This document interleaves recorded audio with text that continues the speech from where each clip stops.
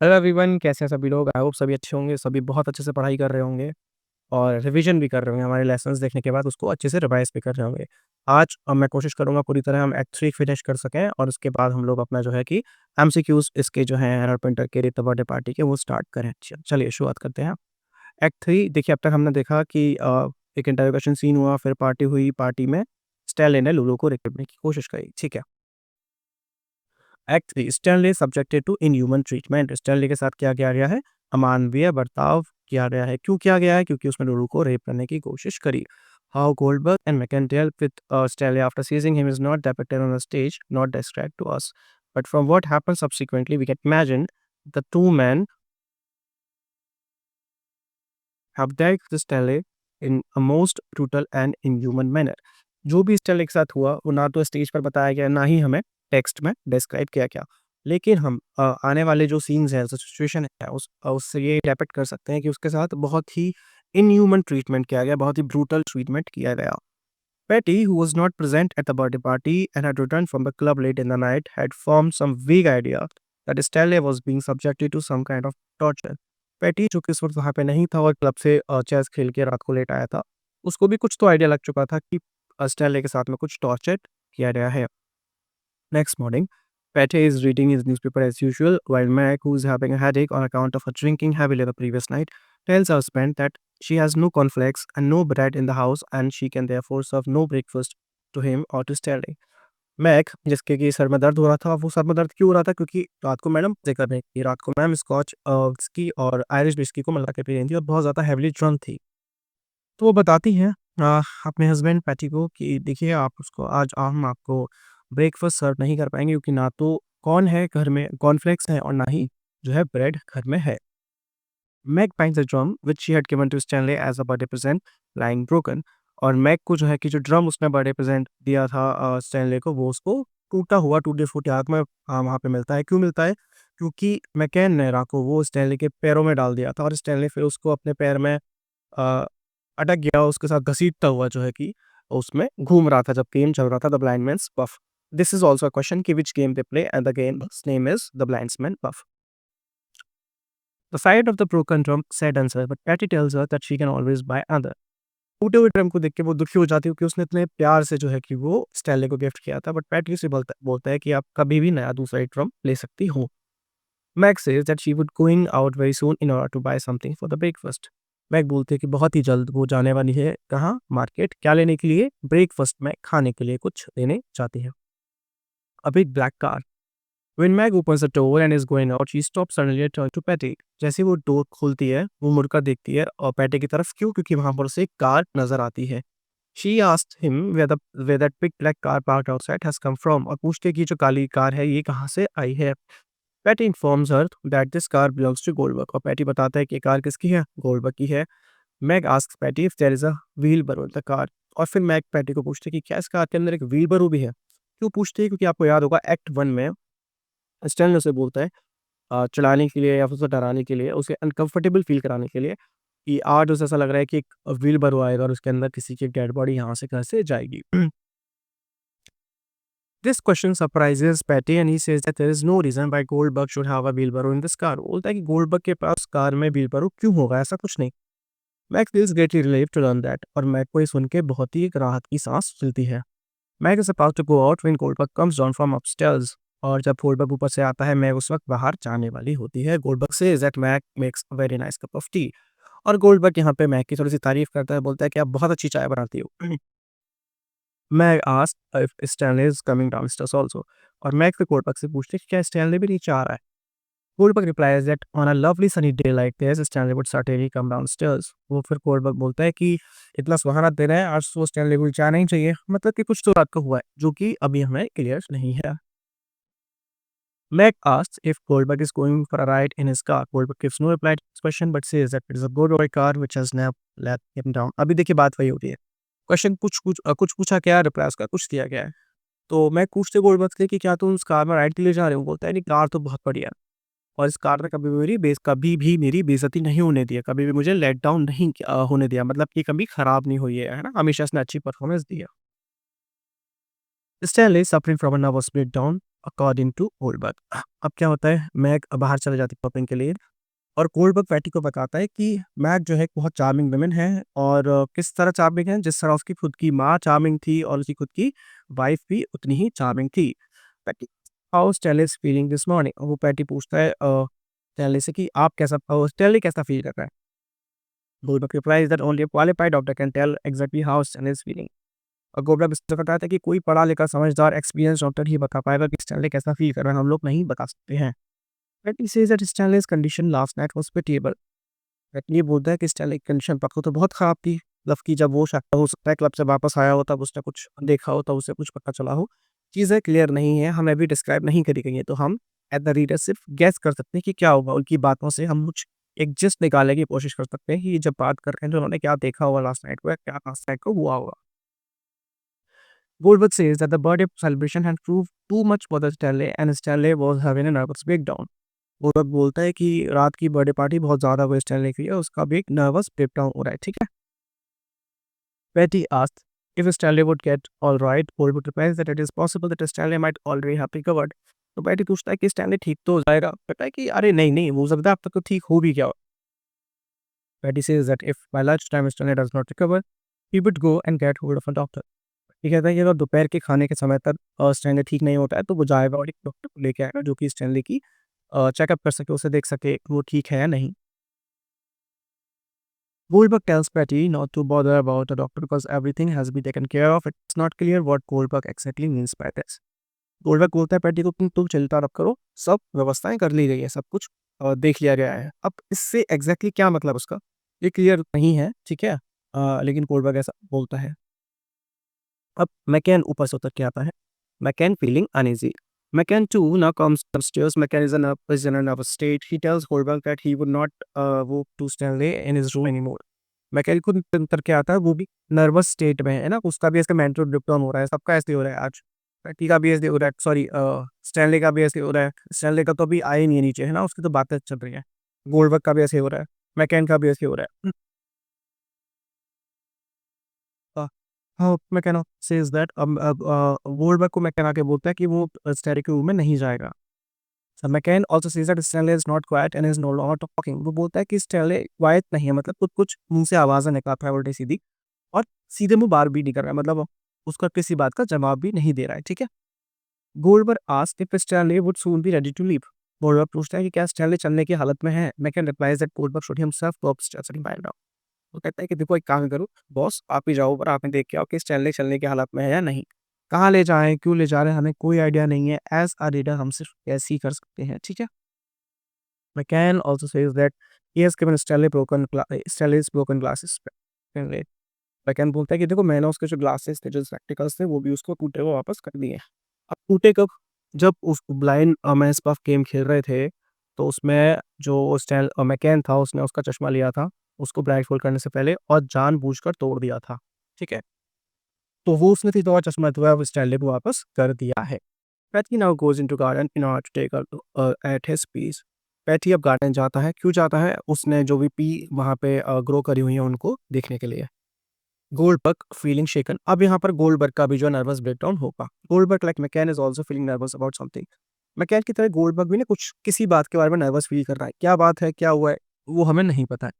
He tells McCann that it is very unusual for him to have the feeling of uneasiness. वो उसे बताता है कि it is not a regular thing, है ना, ऐसे वो नर्वस फील नहीं करता है।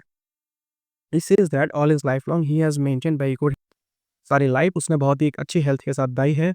When McCann happens to address Goldberg as Simi, Goldberg feels enraged and says, "Never call me that।" और यहाँ पे मैकैन जो है बातों ही बातों में से सिमी कहकर रेफर करता है, जिस पे कि गोल्डबर्ग गुस्सा हो जाता है, जबकि गुस्सा होने वाली बात नहीं है, ठीक है? लेकिन वो उस पे गुस्सा हो जाता है। Evidently Goldberg does not want the name by which his mother and wife used to call him should be used by anybody else.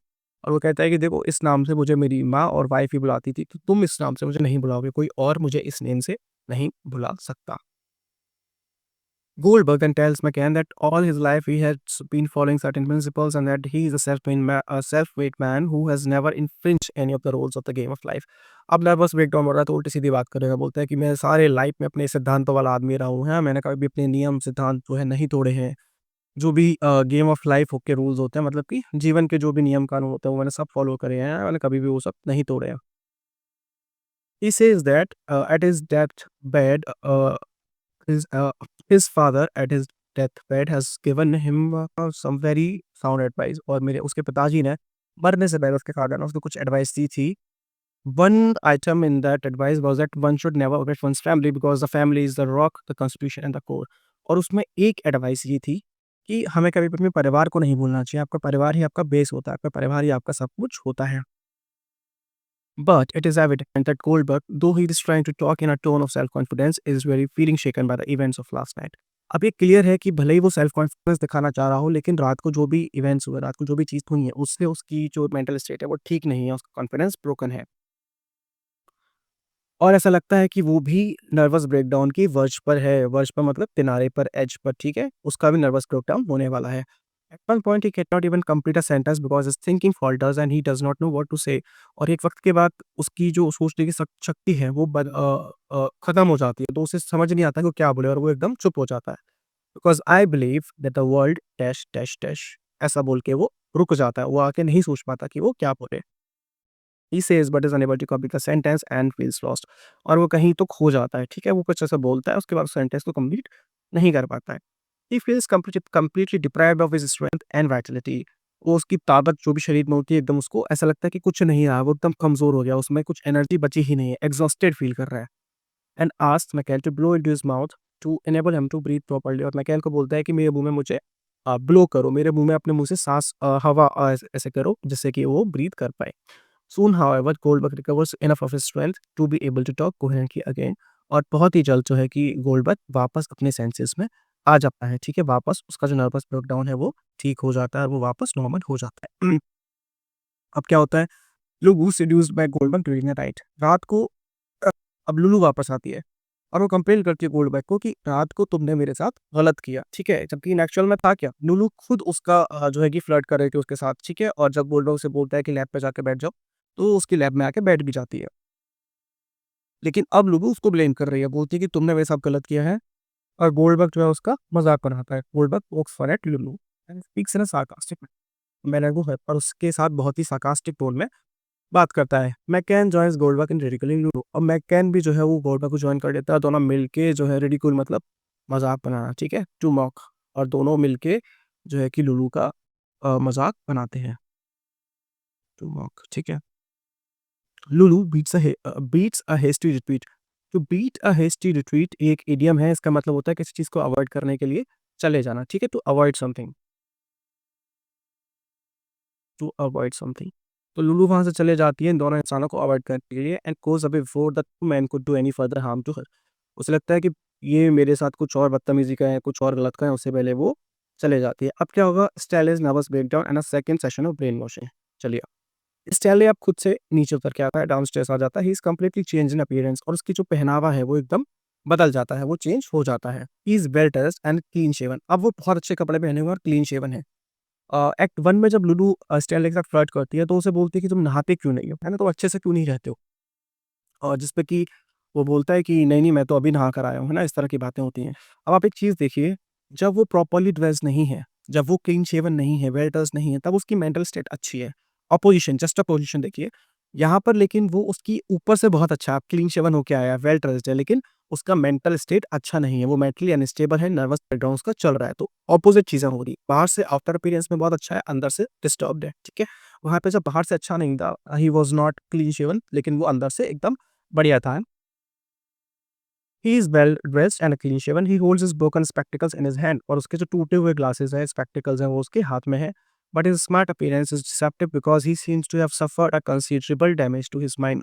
लेकिन उसका स्मार्ट अपीयरेंस जो वो डिसेप्टिव है, वो धोखा दे रहा है हमें, है ना? वो क्यों दे रहा है धोखा हमें? क्योंकि अंदर से उसका मेंटली स्टेबल नहीं है, उसका जो मेंटल स्टेटस है वो अच्छा नहीं है. When Goldberg asks him how he is feeling, he stares blankly at the floor. और जब गोल्डबर्ग उससे पूछता है कि आप कैसा फील कर रहे हैं, तो कुछ नहीं बोलता है और फ्लोर की तरफ देखता रहता है, खाली ज़मीन की तरफ देखने लग जाता है. Goldberg and McCann then subject Stanley to another brainwashing exercise. और गोल्डबर्ग और मैककेन क्या करते हैं? दोबारा से एक एक्सरसाइज करते हैं, दोबारा उससे इंटरोगेशन टाइप की चीज़ें शुरू करते हैं, स्पीकिंग अल्टरनेटली. और बारी-बारी करके उससे सवाल जवाब करते हैं. The two man overwhelm him with heavy shower of statements. और दोनों उसके साथ फिर से वही करते हैं कि बहुत सारे जो है कि उसके ऊपर स्टेटमेंट, बहुत सारे एक के बाद एक सवाल उसको उस पूछने लग जाते हैं। Making all kinds of promises and giving him all kinds of assurances. अब उससे क्या कर रहा है, प्रोमिसेस कर रहे हैं, ठीक है, बहुत सारे प्रोमिसेस कर रहा है, उसे अश्योरेंसेस दे रहा है बहुत सारे, to ensure a golden future for him, और उसको भरोसा देने कि तेरा भविष्य बहुत अच्छा हो जाएगा, ठीक है। अब क्यों दे रहे हैं, क्या दे रहे हैं, वो अलग चीज़ है, वो हमें नहीं पता है। However, Stanley does not show any reaction to these promises and inducements. In fact, he is in no position to react because most probably he does not understand much of what they are saying. Stanley इस पे बहुत ज़्यादा कोई reaction नहीं करता है, reaction नहीं देता है, क्योंकि एक तो उसको समझ ही नहीं आ रहा है कि ये क्या बोल रहे हैं, क्या बोल रहे हैं, उसका वो क्यों बोल रहा है, इसके दिमाग में चीज़ें जा ही नहीं रही हैं, इसलिए वो बहुत ज़्यादा कुछ रिस्पॉन्स नहीं करता है। Stanley's mental faculty seems at this point to be paralysed. Stanley के जो दिमाग है, ऐसा लगता है कि पैरालाइज़ हो चुका है वो, ठीक है, उसे कुछ समझ में ही नहीं आ रहा। And he can only produce gargling sounds from his throat, और अपने थ्रोट से सिर्फ कुछ आवाज़ ही निकाल पा रहा है, ठीक है? चलिए, आगे बढ़ते हैं।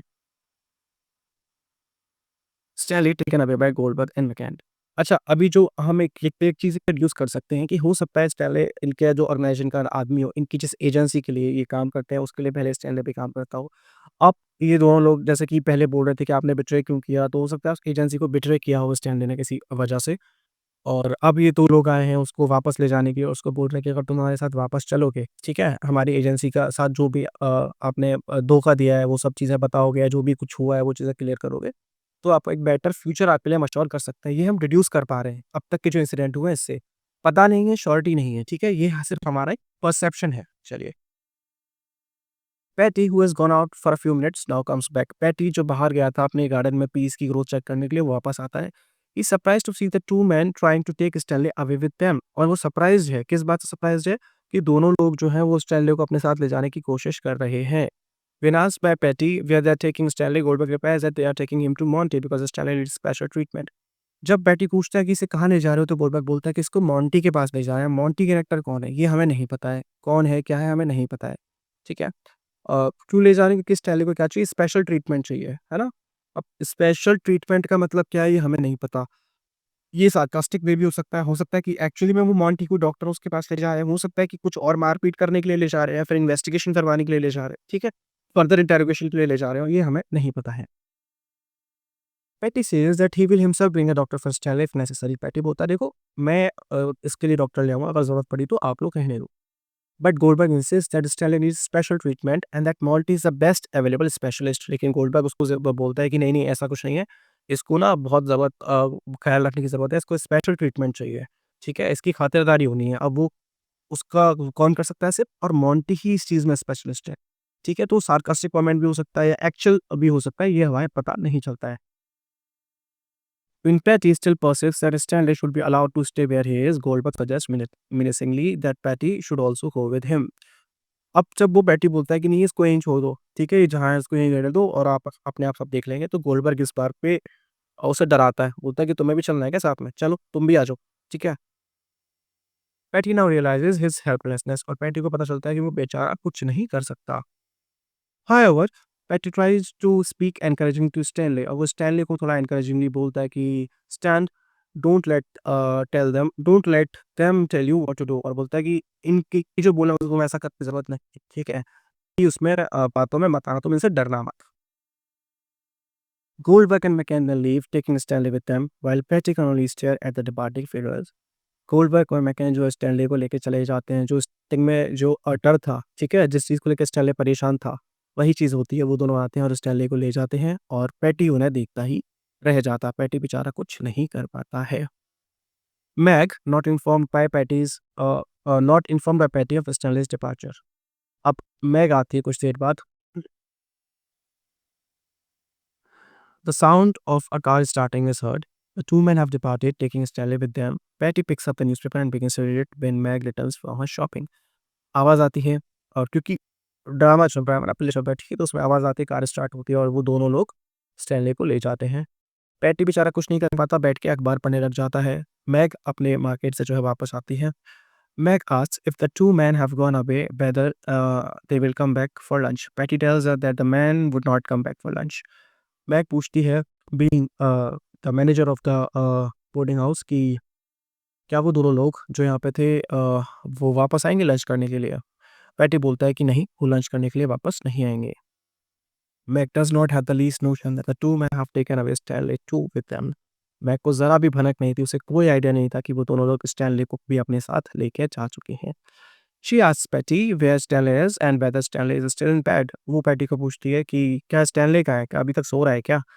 Patty does not want to give his wife a shock by telling her the truth. अब पैटी को दुखी नहीं करना चाहता, उसको शॉक नहीं देना चाहता, इसलिए वो उसको सच नहीं बताता है। वो बोलता है कि नहीं Petey, Stanley is still asleep, Stanley अभी तक सो रहा है।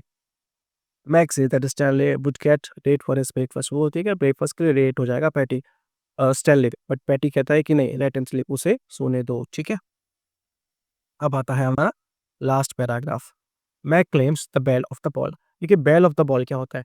पार्टी के अंदर एक ऐसी लेडी, ये बहुत पुराना ब्रिटिश फ्रेज है ना? Attractive women, the most attractive women, ठीक है? जिसकी तरफ जो सबकी अटेंशन ले रही होती है पार्टी में, ठीक है? उसको हम बोलते हैं the belle of the ball.